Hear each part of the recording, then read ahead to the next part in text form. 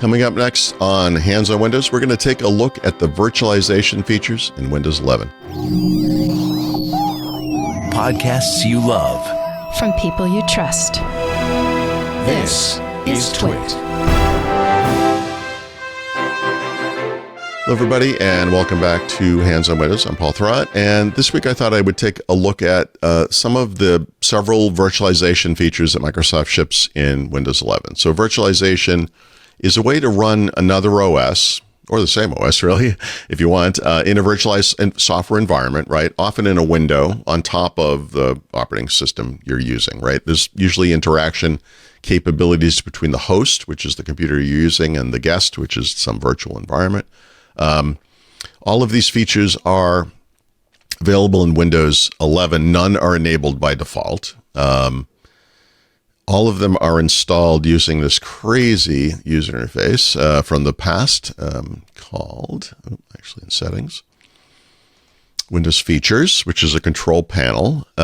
Two of the three features require Windows 11 Pro. So the one that does not is... Where is this? It's not even in here anymore because I've installed it already, but is called WSL, the Windows subsystem for Linux that works with Windows 11 Home and Pro. The other two features are Hyper-V and Windows Sandbox, and those require Windows 11 Pro. So we will look at that. So I've already installed this. It's, because it's time consuming, it'd be kind of weird to go through that. There's a bunch of different ways to do it. I did do it from that Windows Features control panel. You can do it from, WinGet from the command line. You can do it, actually, I think from the Microsoft Store, if I'm not mistaken. There's different ways to do this. But when you install WSL, you get a couple of different things. You get file system integration with the virtual environment. You get the ability to install one or more distributions. So let me bring up a terminal window. I don't think that needs to be admin. Let me bump up the font. If I just type WSL, and so this is in PowerShell. This is outside of anything related to Linux. It will just go into whatever Linux environment I've installed. In this case, I believe, it was Ubuntu. Not that that matters too much. But you can do all the normal kind of Linux-y stuff from there if you want. I'm going to exit out of that. The other way to do it is just to do it from the start menu icon, right? So this brings up a window specific, in this case, to Ubuntu. It's going to be the same thing basically as before. I did the wrong thing there. Show us where we are. I can, I'm not a Linux expert, obviously, but I can kind of go in and out of that, etc. So that's cool. You can run Linux command lines from here. So if you're a developer or an IT admin, you need that kind of thing. That's great. You can actually run or install and then run certain Linux graphical applications, including big ones. Like if you wanted a Chrome or Edge, the Linux version running, you could do that. I don't know why you would other than to test it. But I did install a couple of things in here. This is one, which is Nautilus, is a GNOME file manager application, which is kind of interesting. And then let me get out of that. And then I think the other one is the GNOME text editor, which is this little guy here, very white. Okay, so that's fine. The interesting thing to me, though, is, running those apps is interesting, but the ability to kind of go back and forth between Windows and Linux is useful and interesting. And it's going to vary depending on what your needs are here. But I can bring up, like I did this before with a different file. Let me find a... trying to see what's not problematic here, I guess. But you could copy this from here, right? Go into the file system. Now, if I had Debian and other distros, I'd have all those options here as well. But this is the one I use. The home folder, right, which is that default view you get from the Linux command line. And then I can just kind of paste it in there. So that's like one way. It's not the only way, but it's a useful thing. Because once you're in the command line, like here, close that. I can, CD, where am I? CD Paul. And so I can see what's in here. I copied these things over here earlier, but this is the thing I just copied, right? And so that's actually kind of interesting. It's, you can see it on both sides. That works pretty well. I could use that. I already killed it. That's the problem there.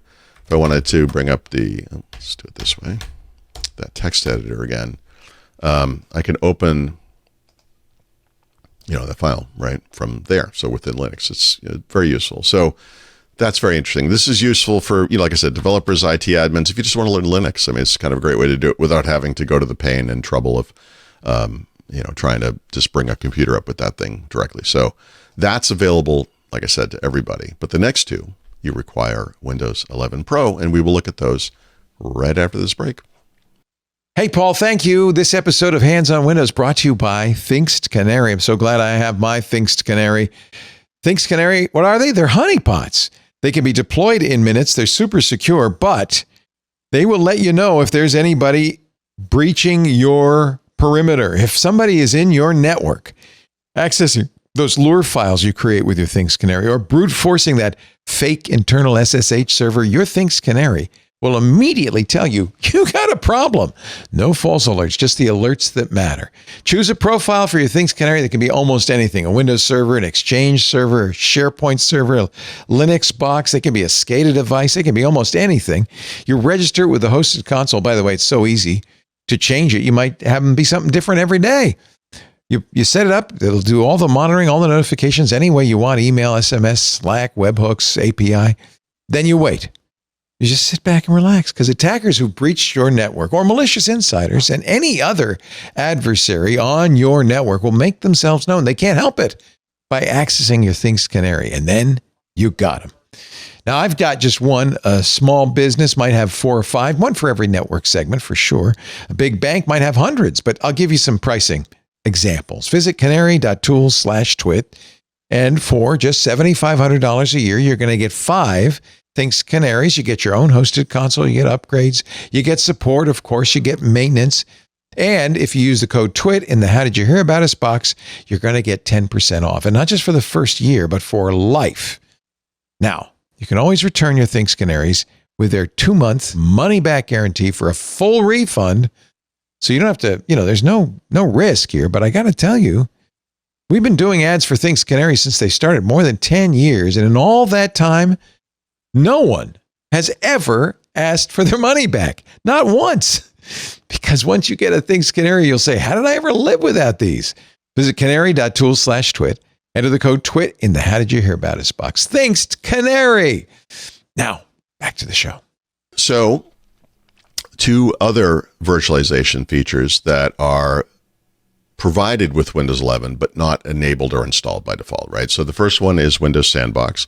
It doesn't even really have a start menu thing going on here. Like, it doesn't put it up on the front page there, but you could use Start Search easily enough to find it.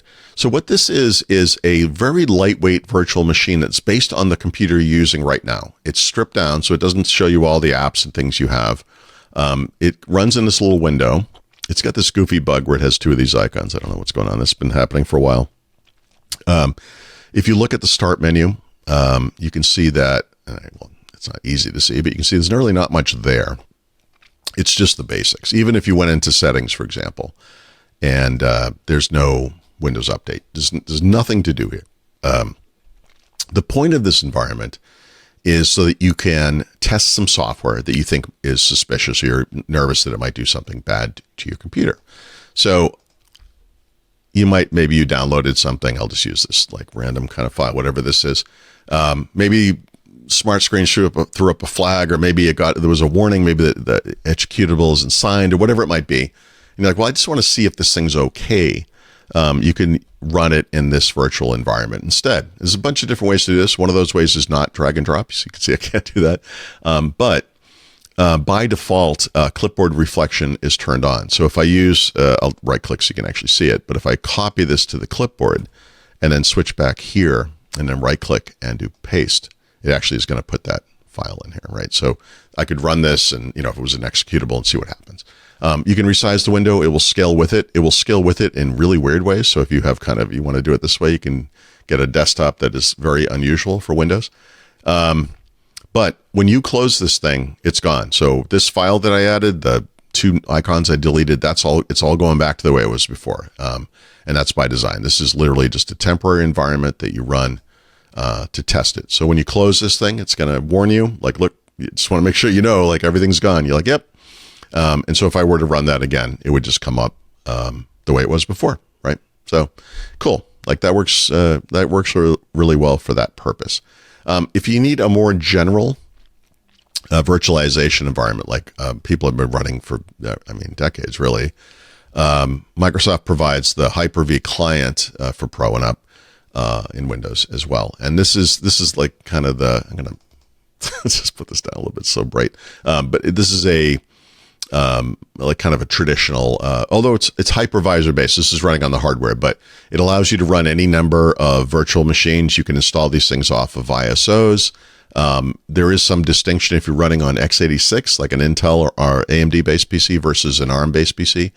You can only use virtual machines designed for that architecture. So if you're on ARM, you can't create an x86 virtual machine, etc.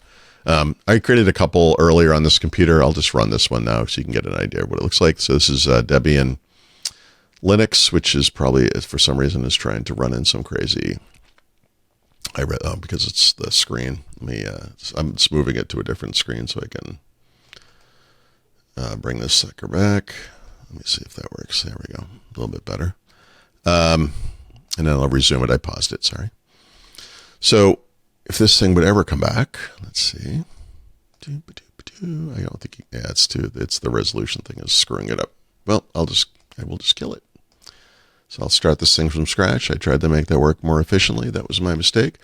Anyway, you can choose what you're doing here. I probably still have the ISO. No, I do not. That's good. But you kind of get the rough idea here. So run this thing full screen. Debian starts up, etc. So while that's doing its thing, I just wanted to point out a couple of things that are going on here. You can use this to capture the screen. There's some light clipboard integration here. So if I were, doing something over here, copy that to the clipboard, I could paste it here. If there was some field open, in an app or whatever, where that might make some sense. I'll log into my account here. Yeah, I did this on a higher resolution. I would call it a normal screen, so this looks a little strange. But you get the idea. So this is, your basic kind of Linux interface, graphical user interface, the actual operating system, right? But running in this kind of software virtualization environment on top of Windows. There's lots of things to kind of know here, but I will just say if you are bringing up a Windows virtual machine, one of the things you need to know is that this needs to be enabled. It's not by default. I actually don't know why, but you enable Trusted Platform Module. If you don't do that, this thing will not work. If you are using Linux, like in that Debian install below, you actually have to change the, this is kind of like the virtual BIOS, if you will, or the firmware. You change it to Microsoft UEFI, Certificate Authority. Otherwise, Linux will not boot, right? So each of those have that one weird environment. You can use, you can create different virtual switches, which is for networking. Just use the default switch. It has all kinds. You can create disks, and you can add ISOs to as virtual disks, et cetera, et cetera. So it's a full environment, and it kind of enables a nice back and forth. It's a little big on the screen. I apologize again, but very useful. I will say. Third-party tools are often better. One of the problems, especially in Windows, is that if you run Windows 11 in a virtual machine in Hyper-V, the graphics are often off a bit, and it doesn't support sound, which is kind of crazy to me. Oh, here we go. That's what I was looking for earlier. Sorry about that. And on this one, interestingly, with with Linux, the sound works fine, right? So I don't understand that exactly, but couple of options. Oracle VirtualBox is free, and that works fantastically. In fact, it does the display scaling thing much better than this does, and it supports sound in Windows, which is nice. If you're on a Mac, Parallels Desktop is great. It's expensive; you have to pay for it, but it's a great option. And I'm not a Mac guy, but if you want to run Windows on a Mac, like that's kind of the ideal way to do things. In either case, if you're running a virtual machine here with Windows or on a Mac with Parallels or whatever solution, you're going to need a Windows 11 product key. We've talked about this before. You can get these things cheap online. Like, don't buy this from Microsoft for $150 or $200. Google this, or search for online. Cheap Windows 11 product keys. They're out there. For as little as $10. So you don't have to spend a lot of money on that. And if you're running Linux like here, you don't have to spend any money at all. right? So this is super useful. This is great for all kinds of, I use this for the book if I need to take shots of things that are happening in Windows that are occurring outside of Windows, right? Where you can't normally take a screenshot. The thing's booting up maybe or showing the lock screen, whatever it might be. This is a way to do this. It's great for developers, IT men's, etc. So just kind of nice to know about. And I'll just kill that thing, that's not the best way to do that. But that's the wrong one. That's why. I'll just turn it off. But normally you would just do that from in the environment like you do in a real computer. But how you use it is up to you. Okay. I hope you found this useful and interesting. There is a new episode of this podcast every Thursday. You can learn more about that at twit.tv/HOW. Thank you so much for watching. Thank you especially to our Club TWiT members. We love you. If you are not a member, please take a look and consider. You can find out about that at twit.tv/clubtwit. Thank you. See you next week.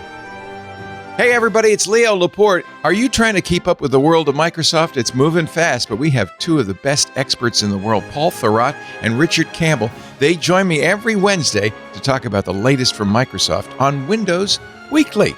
It's not a lot more than just Windows. I hope you'll listen to the show every Wednesday. Easy enough. Just subscribe in your favorite podcast client to Windows Weekly or visit our website at twit.tv/WW. Microsoft's moving fast, but there's a way to stay ahead. That's Windows Weekly every Wednesday on TWiT.